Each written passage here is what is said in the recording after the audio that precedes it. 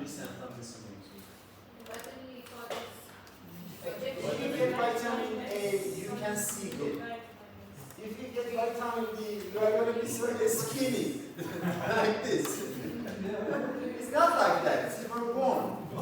Yeah, but we can actually imagine a kid, actually, or someone else. They don't have any idea about their role or metabolism. But if they compare this month, vitamin E with this one, they say, if I get vitamin E, I'm going to be muscly like that. So, and if you get vitamin K, you will have some cuts on your clothes, but it's not like that, it's for clothing. The images are like, you can get those meaning of that. Yeah. Good.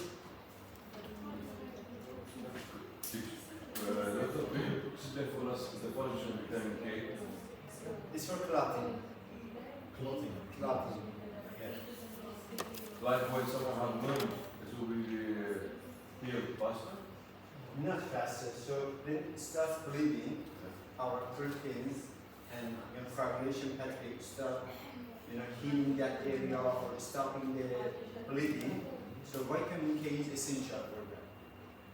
For some patients, they have a stent. Do you have a relative? They have a stent, or in heart, or they actually get. What kind of drug they take for the rest of their life?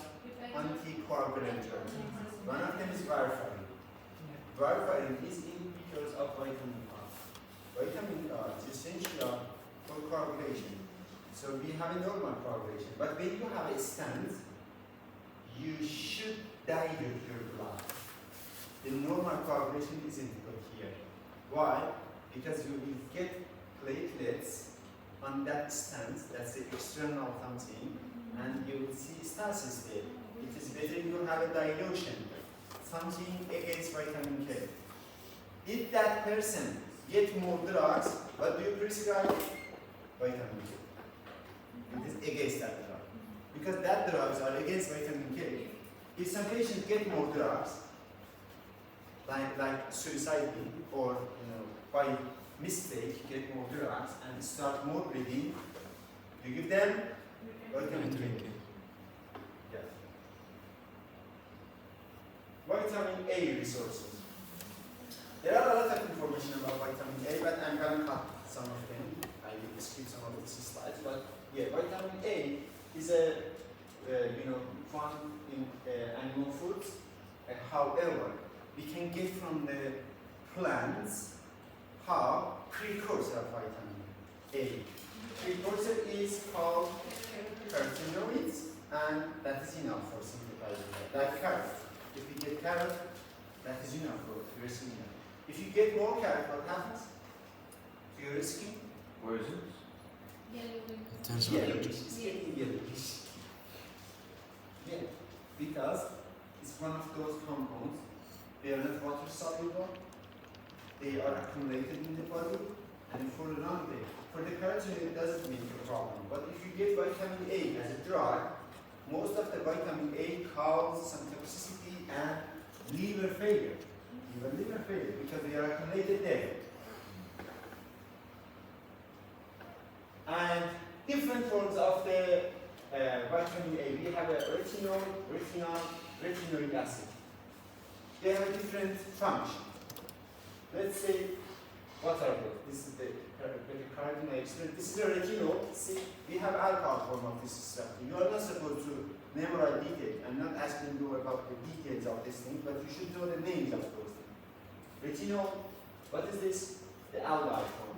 It's called retinol, or aldehyde of this. What is this? Retinoic acid. This is acid. Also, this one is retinoic acid. What is the difference between this and this? This one is a cis form of that. This one is involved in vision, converting this one to this one.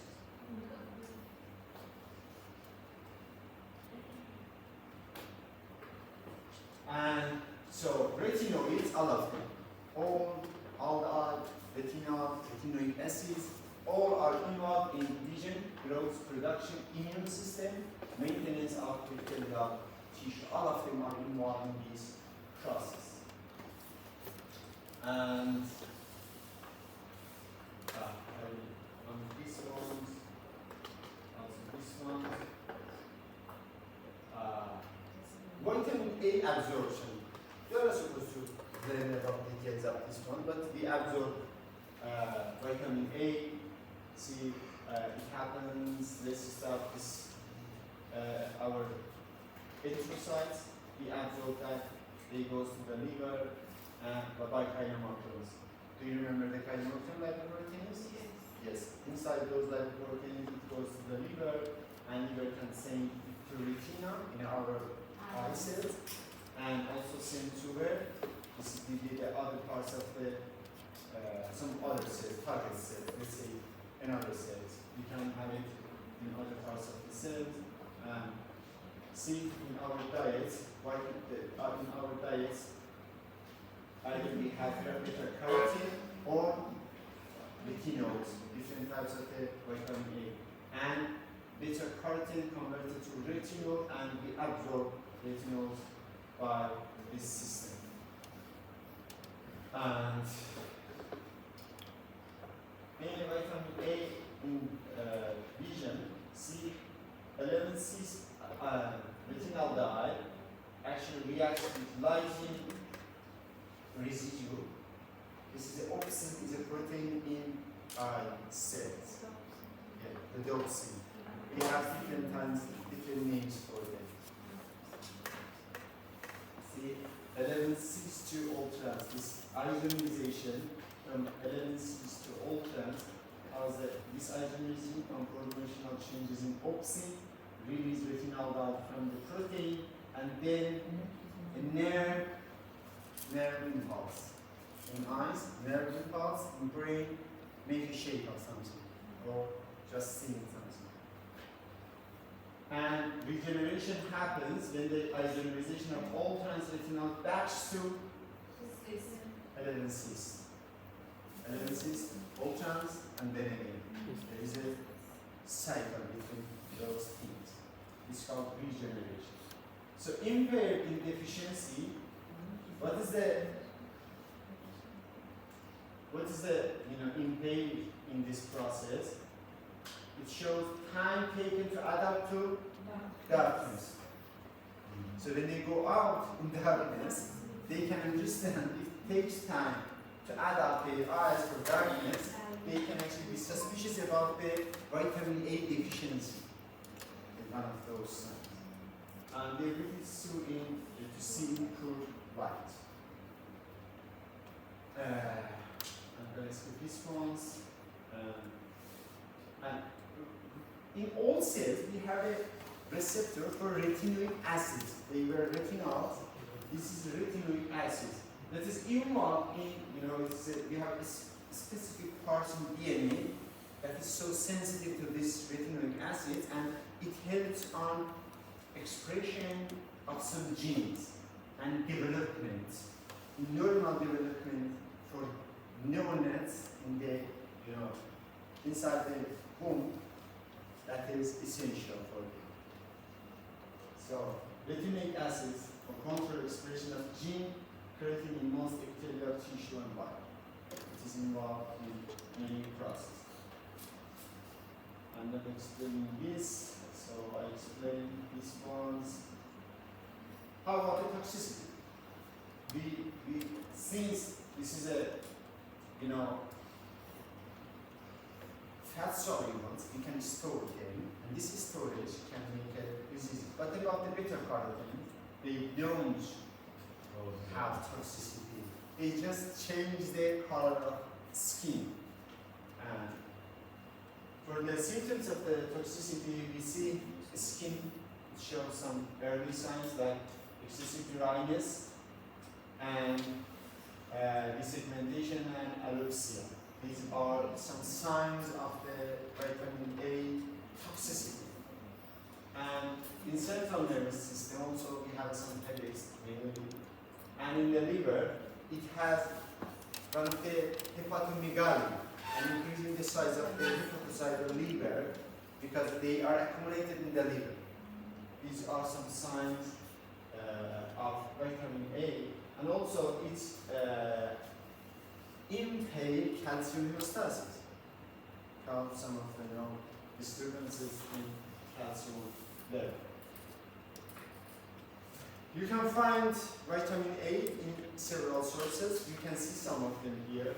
What do you think about this fortified meat? You know what are those things? In some butters, apricots. I like apricots. I'm crazy about this. And yeah, so great. Yes. Yeah. My hometown has a lot of these things, and during the summer, we actually we dry many of these things, apricots, and consume them in the winter. Yeah, that's so delicious. Yes. See some. This is what is this? Fortified milk. What does it have?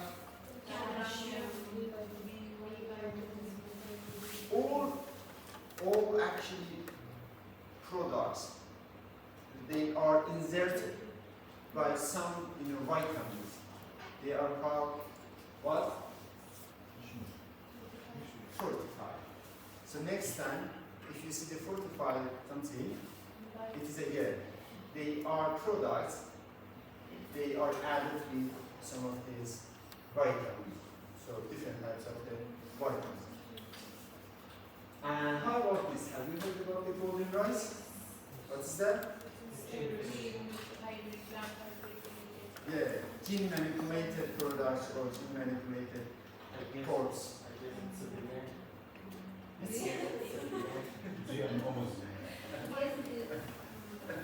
It has some gold inside that.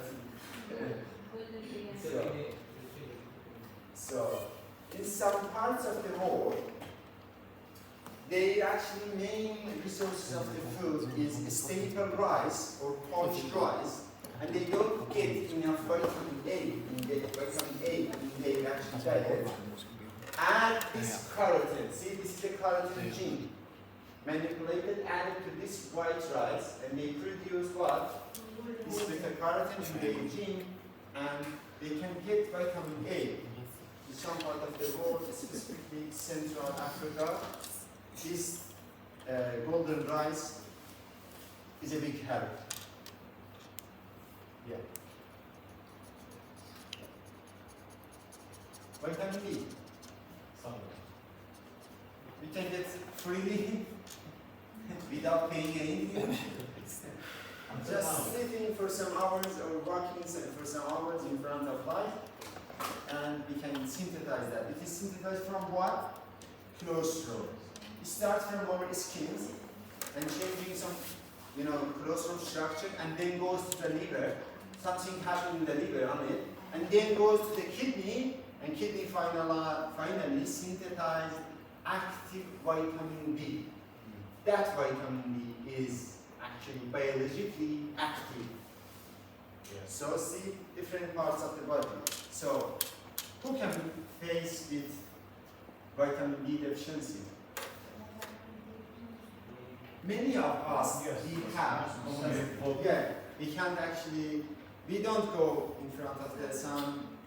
Actually, like our ancestors, they were living in front of the sun. They can get people. Yeah, they can. You can get vitamin D.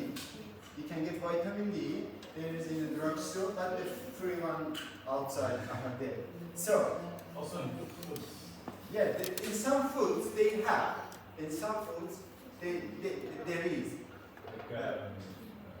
Dairy products, mushrooms, yeah. We have some of these vitamin precursors also. So, the main function of the vitamin D is it balances of what? Calcium and phosphate in body. It makes a balance between calcium and phosphate, and it is essential for our bone marrow. It's like bone marrow, bones. not member of that, bones, keeps the hemostasis of the calcium and phosphate in a balanced form. And also now recently we know vitamin D has a receptor in all cells and it can change our mood. Because of that, going outside, getting sun, actually change our mood and most of the time makes it better. And so, yeah. How about the deficiency we have in children rickets? In children rickets, they actually feeds is going to be like this. Because in deficiency of vitamin D, the mineralization of the calcium is low in the bone, and that is so, kind of bending forms of the bones, and so it is called rickets. And in adults, they actually lost their calcium in bones, and it's a kind of deformity of the calcium bones, and it is called still Malaysia. And again, to start from the cholesterol in our, we have different types of this D2 and D3, but we need to convert these 3 to active forms of that. So this is calcitriol, that's calciferol, let's see, where's this one. See, we start the sunlight, converted this cholesterol to the vitamin D, it goes to the liver. What happens there? In the liver we have a hydroxy group on it, we call it 25 hydroxy vitamin, and again in kidney, another hydroxy, we call it 125 hydroxy vitamin D, or cholecalciferol. We call this cholecalciferol or calcitriol, different names. You will learn that. Yeah. And so what happens in kidney? It works on several places. This vitamin D works on several places. First place, in an intestine, absorb calcium, more calcium. Helps bones don't release more calcium. Keep the calcium in the bones. And helps kidney to reabsorb calciums. Because we excrete part of the calcium in blood circulation to urine, but vitamin D has come back. Many of them back to the blood circulation. Keeps the calcium in normal level. So this is the process of the synthesizing that I explained here. They are same. And I'm gonna omit these ones because they are more hormone related. You haven't studied those parts. And if you know just this level, that is great. Yeah, this is a calcitriol. It works on intestinal for calcium absorption. It works on the bone marrow for mobilization of the calcium, and also renal. In 3 places vitamin D works, and also it works in all cells, as I mentioned. But in related to calcium, in 3 parts, it controls calcium absorption and keeping the calcium. And I mentioned about the clinical indications. This is a stimulation in adults, and I'm gonna, omit this one, delete this one also. And how about the toxicity? What do you think? Does it have toxicity or not? Yes. Yes. Vitamin D is not like that. It's, you say it's good. Let's take 3 or 4. I had a friend of mine. So he was crazy about taking a lot of this vitamin D. I told him, you are a doctor. Why you are going to take a lot of this? It means toxicity. Why don't you believe in science? He was a doctor, but he didn't believe toxicity of vitamin D. He always think that that's good. Take a lot of them. So it takes 200,000 IU per week without prescription doctor. Yeah, but it is better, don't take for 1 kg on a day, and also many of those recommendations are for Western countries. Yeah. When I was there, so that was good. One of the reasons I back to my country is was the sun and vitamin Yeah, D. yes. I have a story with this one. So, and for their situation, especially in UK or northern part of Europe, they don't have sun for more than 10 months. So they have to take every day one of those pills with actually the minimum level of that. Yeah, the minimum. Yeah. Vitamin E. Then we have different names for that. Vitamin D. See, vitamin C, regenerate active vitamin E. It is involved in regenerating this vitamin E. And it is involved in, as an antioxidant, it is great for body and immune system and, healthy sex lifestyle. Vitamin E is essential. And also for synthesizing this lipoprotein. Do you remember lipoprotein structure? I said they have some proteins on their structure. One of those proteins is ApoE, is related to this, vitamin E involvement on that process. Because of that, it is essential in lipoprotein or LDL purification of polyunsaturated fatty acids. This is the structure of the lab, something like this. And vegetable oils are rich in vitamin E, and liver and eggs contain moderate amount of that. Next time, you can get enough of this vitamin E. Vitamin E deficiency happens in liver, so low actually reserves of the vitamin E, but breast milk contains the vitamin. It is enough for those. In adult, deficiency is associated with defective lipid absorption. It's not common in adults to see vitamin E deficiency. There are a lot of resources we can get, but those they don't absorb lipids great. Why?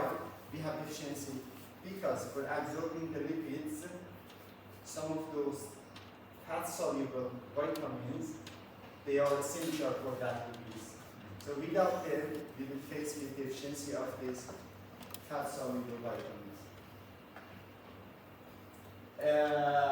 Vitamin E is not recommended for prevention of chronic disease such as CVD or cancer, or we don't have many information about the vitamin E toxicity. Just there are some, clinical trial. Some of them are recommending some level of that. Some others actually don't recommend that. And so, vitamin E least toxic of the fat-soluble vitamins. Because of that, we don't have great recommendation for that. Its toxicity is the lowest between fat solubles. And the last one is going to be vitamin K. What is the vitamin K? Which is involved in blood clotting. Why? How is it involved? Some proteins in coagulation pathways, they have some changes. They are ready to start clotting after the clotting. So these kind of changes are called post-translational modification.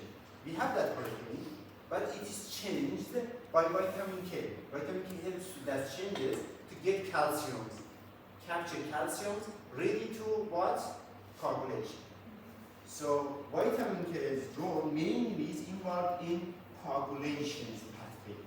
And some drugs, actually, we have different types of that, K1, K2, K3. We are not supposed again to study about this one. Just learn the roles up there and some diseases related to deficiency of that and some toxicity related to them. See, vitamin K is required for what? Hepatic synthesis of blood coagulation. Mainly, again, I'm just overemphasizing that.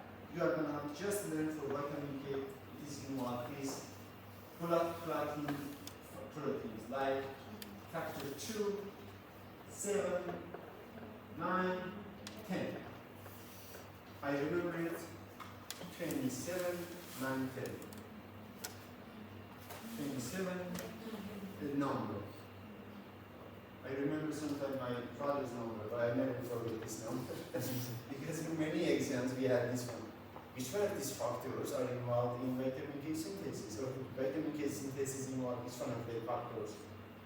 2, 10, 6, 11? How many of them? So I never forget. 27, 9, 10. So this factor, we have a factor 2, 7, 9, 10.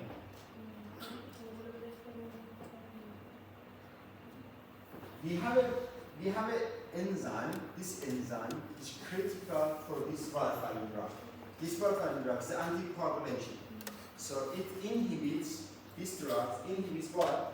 Vitamin K epoxy reductase. What do you think about this enzyme? What is this enzyme? Vitamin K works, when it works, is oxidized.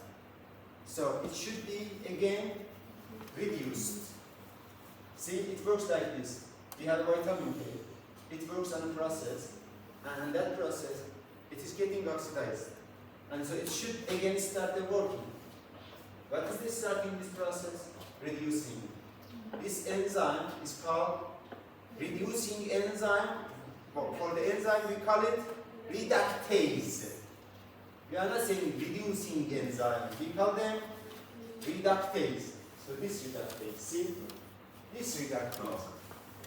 If you target this one, what happens? The vitamin K isn't available to start this process. So when you target this enzyme, this reductase by warfarin, the clotting is goes up, clotting time, or coagulation times instead of in 10 seconds goes to 15 seconds, 20. It depends on how much of this warfarin that you take. So, the use of enzyme is called reductase? Yeah. This enzyme is reductase. This drug inhibits this one. So, if someone consumes more of these drugs, what happens? We give them vitamin K. Why? Because this drug is there, as inhibiting this pathway, we are giving that vitamin K, say, go busy with them, like competitive inhibitors. So this is the process of that. We have these factors, this vitamin K involved here. This vitamin K changes these proteins. See, these proteins. We have what? This carboxyl group. When you have two carboxyl, it is the best place for calcium. Which cation is involved in coagulation? Calcium. They are dependent to calcium.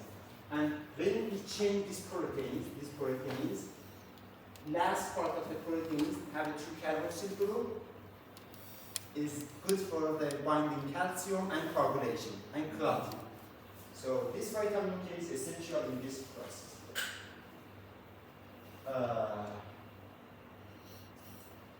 It is also involved in bone proteins. Does the same things to proteins in bone. What is for that? Capturing calcium. We know in bones, we need to deposit calcium there. But we need a specific structure there to deposit it. Also, changing that proteins to place to binding that, changing it like that, like these ones. We have a carboxyl group, two carboxyl. Our calcium can go between these two. Here is involved in coagulation, but in bone, involved in what? Depositing calcium there. Because in bone, we need deposit calcium. I'm not going to explain this ones, and a lot of resources. Cabbage, spinach, egg, yolk, and liver. And also, another important thing about the vitamin K is that our microbes in intestine or colon can synthesize vitamin K. They can synthesize that. If you don't consume that, don't worry about that. You can ask your bacteria, they please synthesize some. They will do. How do you ask them? How do? How do you ask them? So The, just great foods for them.